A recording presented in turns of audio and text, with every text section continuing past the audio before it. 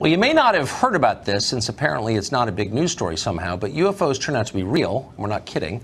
Recently, the New York Times profiled a secret $22 million Pentagon program that investigated unidentified flying objects. Doesn't mean they're from outer space, but they're not identified, and they're flying, and they're objects.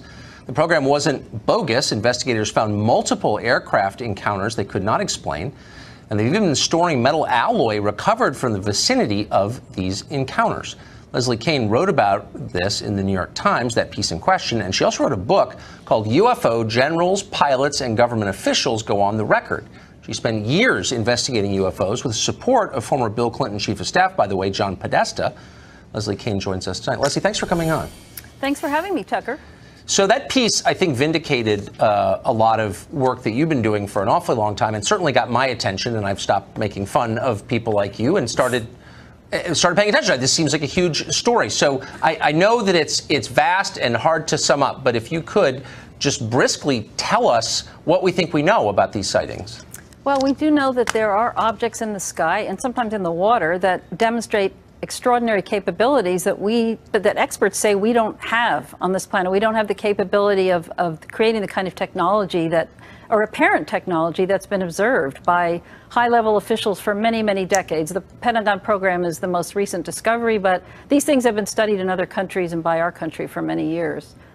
So what percentage of these sightings are we sure are not weather phenomena or experimental aircraft? Well, that's a really good question, because most sightings of UFOs that just people report are identifiable. I mean, we're talking about maybe 5 to 10% of all the sightings that are called in are not explainable. And the ones that are really of interest are the ones reported by military pilots, by commercial pilots, by trained observers, multiple witnesses, ones that are caught on radar, events that have a lot of data to support them and involve very, very credible people.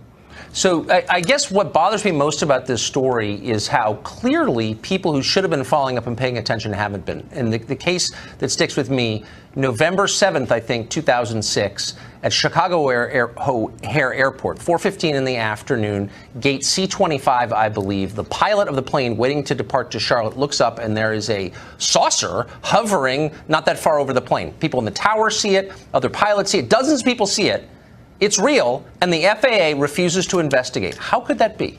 I know, it's shocking. It's absolutely shocking to me. I mean, they refuse to investigate, I think, because who knows what the bigger reason probably is that they can't explain these things, and they just don't want, they don't want to deal with them. It might frighten people. They don't have enough information. They don't like to say, well, there's something hovering above an airport, but we don't know what it was. So basically, they will come up with other explanations for it, such as that it was a weather phenomenon. That's what the FAA said about O'Hare, which is really an insult to the pilots who witnessed this thing and many other observers who know that it wasn't weather. I mean, it was a metallic-looking disc-shaped object that hovered over as you said, hovered over a terminal, gate C-17 for about 5 minutes, and then it shot straight up through the clouds. This was an incredible aspect of the thing. It was hovering below a cloud bank, and all of a sudden it just shot straight up really fast through the cloud bank and cut a hole in it. So there was like a cookie-cutter clean hole in the clouds. You could look up and see the blue on the other side.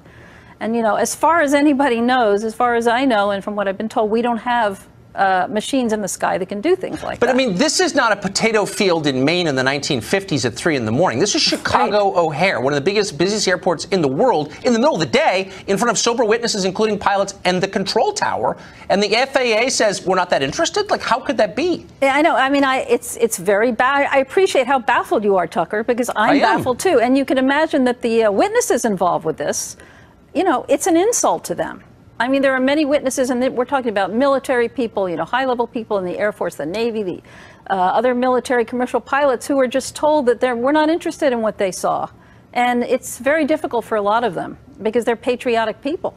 Well, yeah, I mean, what if it's the Chinese military? I mean, I believe you because you are, I think, the preeminent researcher on this question, but it beggars belief that the U.S. government would just sort of let it go. Anyway, I appreciate it. Leslie, thank you for coming on. It's an honor to have you. Thanks a lot, Tucker. I appreciate your interest in this. Thank you. Thanks a million.